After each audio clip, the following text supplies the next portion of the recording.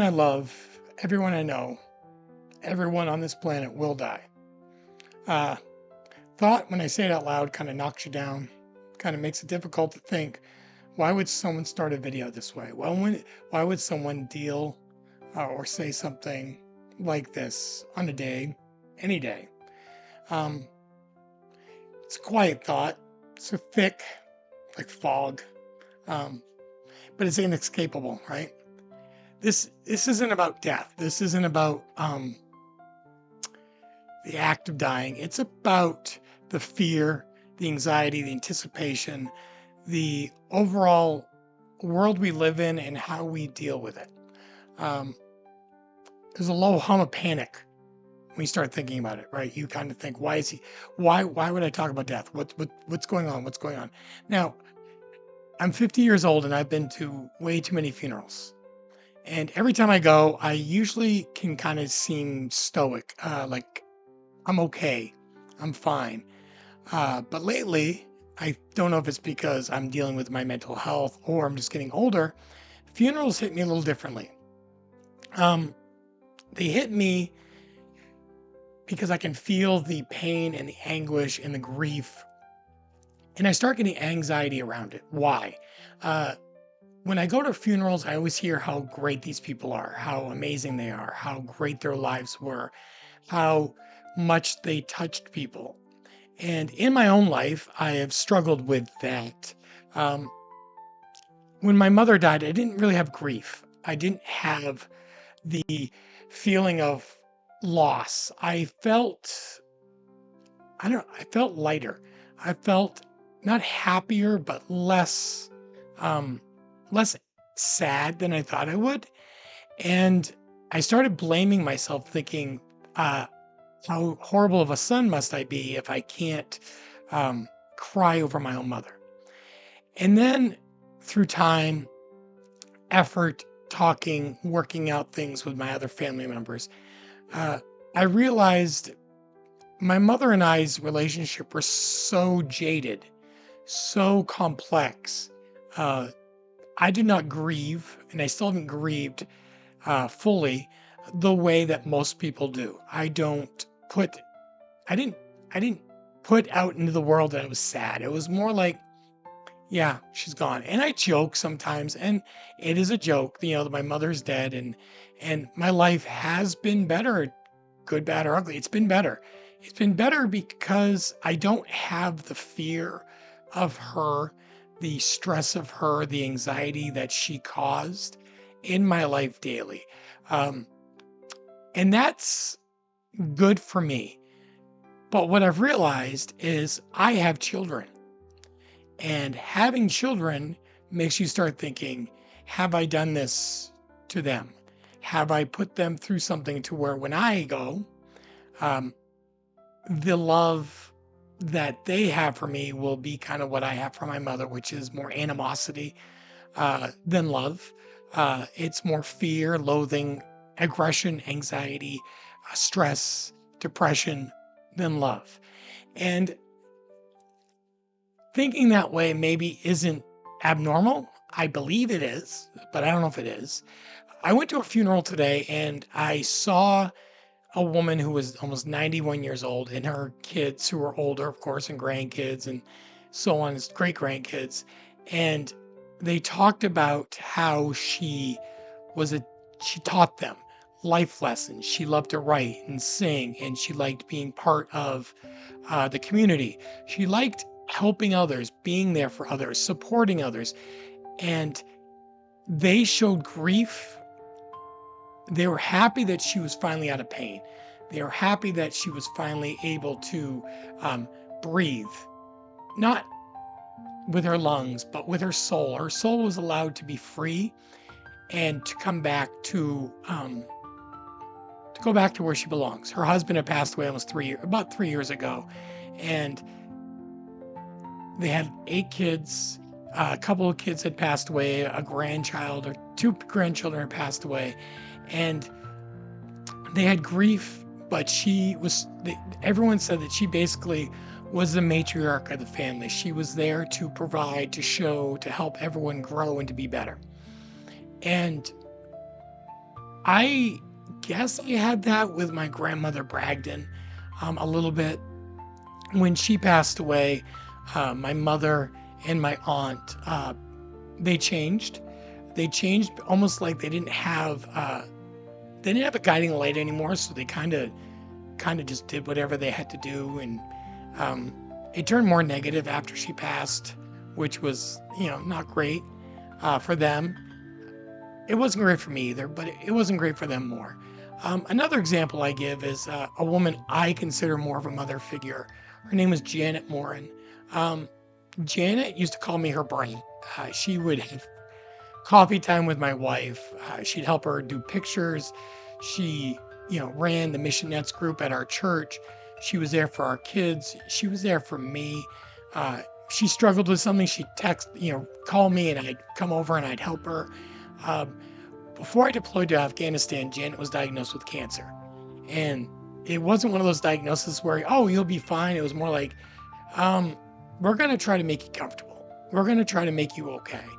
And I made her a promise. We promised each other that I would come home safe and she would be there when I got home.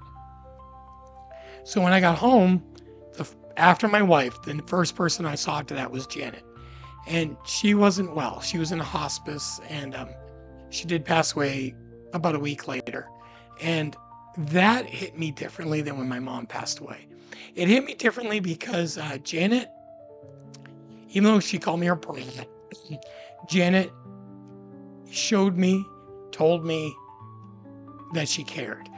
She wasn't just doing lip service. She wasn't doing the old church lady thing. She actually cared. She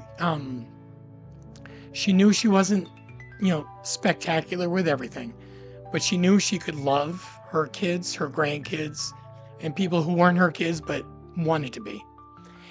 And a lot of the things that Lynn and I do as a family is that we try to love our kids.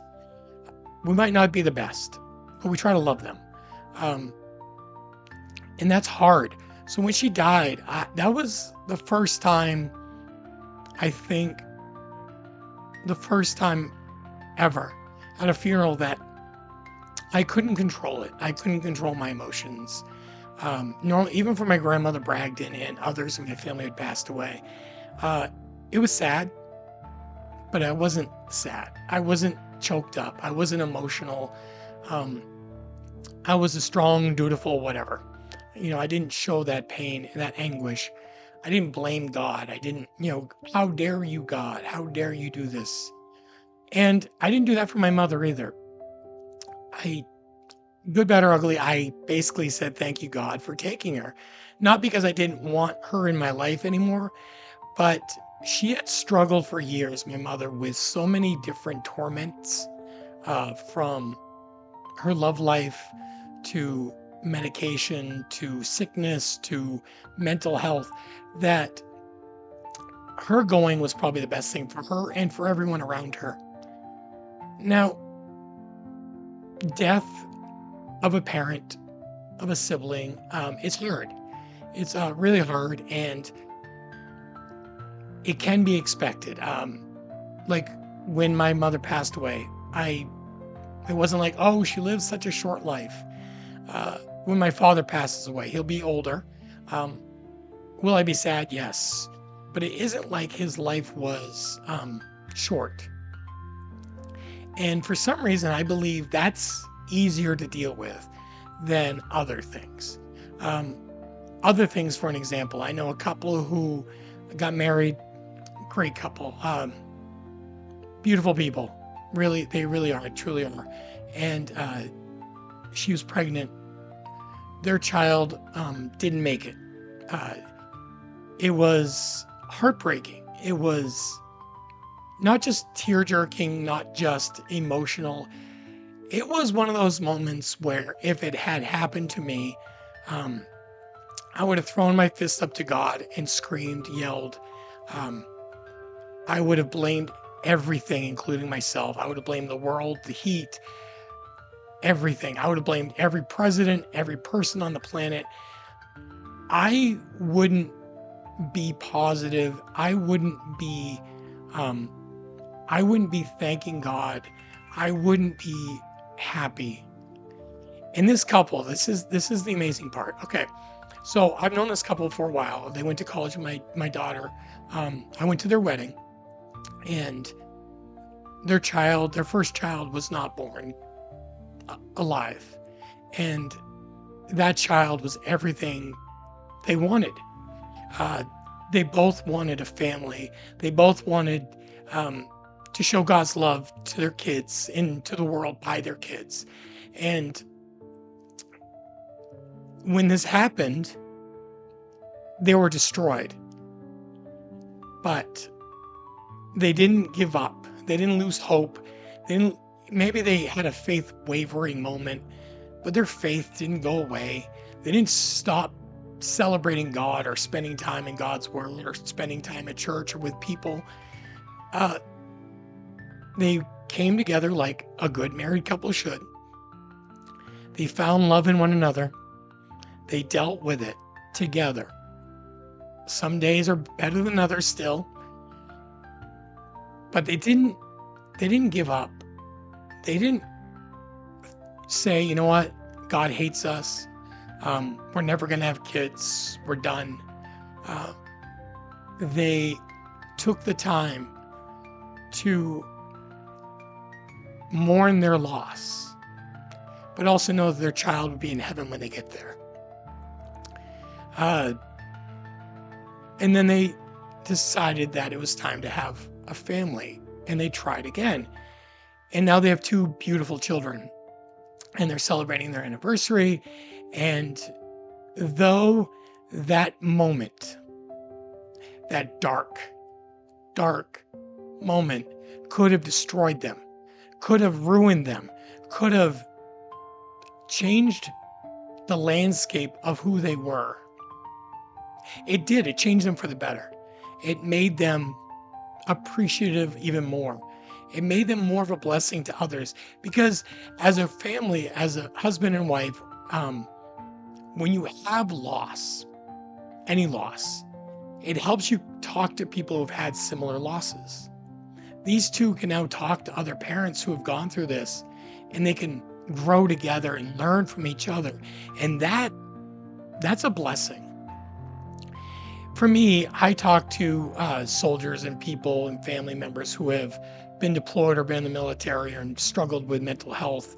And I talk to them because I'm going through it. I've been through it. I understand it a little bit. Am I perfect? No. Do I understand everything? Nope. But I am there, and we talk and we communicate and we exchange ideas. The act of death and dying, and the anxiety and stress around it, it's paradox, right? You don't always understand what's going on. If you want to be safe, our human nature is to be alive, right? If you want to be safe, you want to stay alive, you try to stay away from death. But everyone is dying, so how do we do it? And if you let someone in close, a spouse, a family member, a friend, a child, if you ever worked with kids or in a hospital or with any other human being, and you get a relationship with them, that moment where death can hit them, it hits you. Everyone a little differently.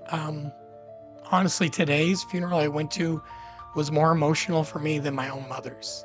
And it's because I heard from kids and in-laws and friends how she was amazing. She just took care of everything. Even when they didn't have anything, she made sure her kids and the kids who thought they were her kids were taken care of. She didn't know how she'd always do it, but she did it. It's a privilege, if you think about it, to go through life with somebody, right? It's a privilege to go through life with a pet, with a kid, with a spouse, with your parents. It's a privilege to see the change around.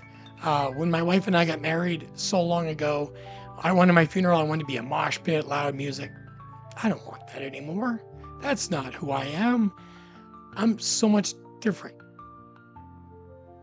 So how do I live with that? How do I live with death around me? How do I live with the anxiety of death? I do some simple things, right? Like everyone says to do. I breathe. I take a walk. I talk to people. Um, I remember who they were, what they stood for, how they loved, and I try to emulate a little bit, copy it. I try to be better. And some days I do really well. Other days, well, I don't. And some days, you just don't do anything. You just let it absorb into you. Some days you just got to be sad, and that's okay. Um, if you're with people and you love them and they pass away, you've got to realize that they loved you, you loved them, and though they're physically gone, they're still in you, right? They're still in your heart and your mind. And believe it or not, I believe they're in heaven, a lot of them, not all of them. And someday we'll talk and we'll tweet, check things out, and we'll understand each other even more. And those stupid things that we used to talk about will make sense again. Um, I have some really good friends. I don't have a lot of them. I have some, but not a lot of them.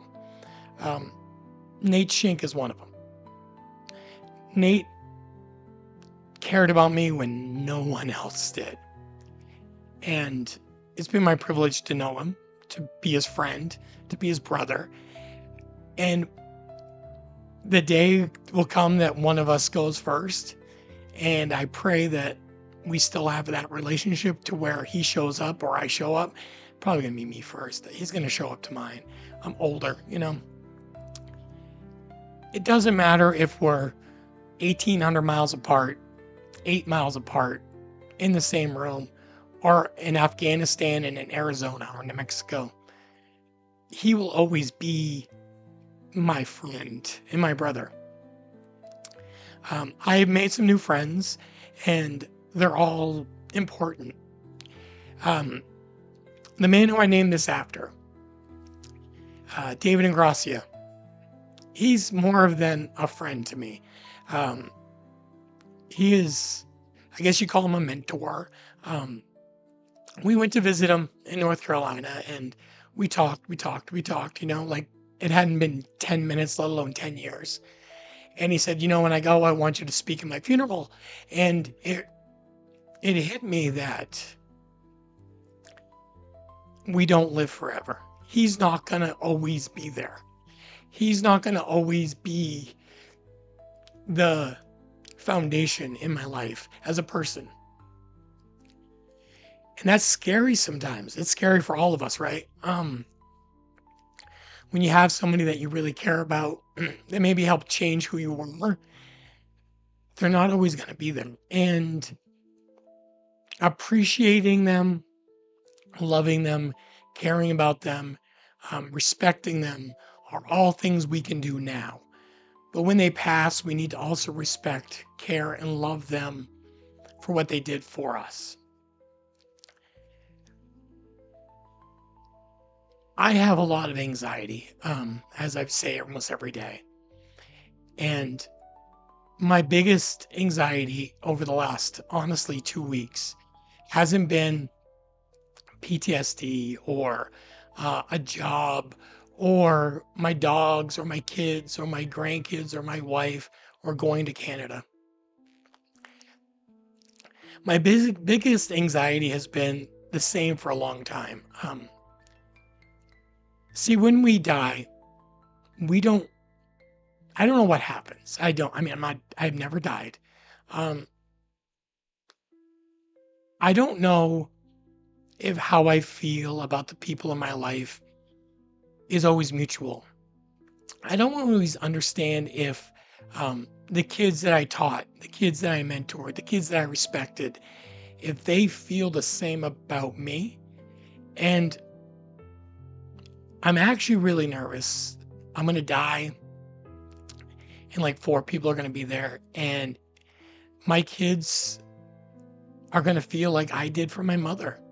And I hope that doesn't happen. I really do. Um, I hope that they know how much I cared about them, and I care about them today. Um, that though I made a lot of mistakes, though I made a lot of screw ups, I always tried to be the best father I could be. Um, I'm not. I'm not the best. I've never been the best. I've never been um, super dad. I've always been there to help them when I can. I've always tried to support them in everything they've done, even if I don't always understand or agree. But I'm not perfect. I've never, I just want, when I pass away, way before my wife, I hope, um, that when people show up to my funeral, they don't talk about me like, yeah, he was okay. Or yeah, that's my dad. I hope that I have instilled in my children and the children who aren't my children but want to be my children, or children who I've taught, or people who have been in my life that aren't children anymore. I hope that I've instilled in them that I care a lot. I'm compassionate, a little rough around the edges, but I have always tried to maintain the idea and the lifestyle of somebody who is willing to do whatever they can to support them, to care about them, and to show them my mistakes, but also show them my victories, and to show them that you can succeed even if you're some, schlum from Kennebunk, Maine, who married way above his pay grade. You can succeed in life. Now, I'm not a Major League Baseball player. I'm not playing basketball. I don't have millions of dollars. I have kids who hopefully love me. I have a grandson or two or three or four that love me. I wish I could see all of them more. Um, I have kid-in-laws, son-in-laws, daughter-in-laws who, some of them are really good, really nice, really special. And someday, when my time is coming to an end, that's what I want to remember. I want to remember my kids, my grandkids, my wife, my friends, my dogs. I don't want to remember the negatives. I want to remember what made me who I am. Negative things did make me, but the positive things that came out of the negative is what completed me. My kids complete me. My wife completes me. God completes me. My dogs complete me. My students, ones like Haley and Joelle and Ben and Emmett, these guys complete me. They made me, they're all parts of my puzzle. Now, my puzzle isn't complete yet, but when it's done, I'm just hoping that there's no missing holes. We didn't lose any pieces. That I have a complete puzzle that when people look at it, they can say, wow, that's good. That's pretty nice. That took a lot of time, a lot of effort, a lot of mistakes. But look at it. Wow, look at it. His life was a beautiful jigsaw puzzle. Thank you all for watching.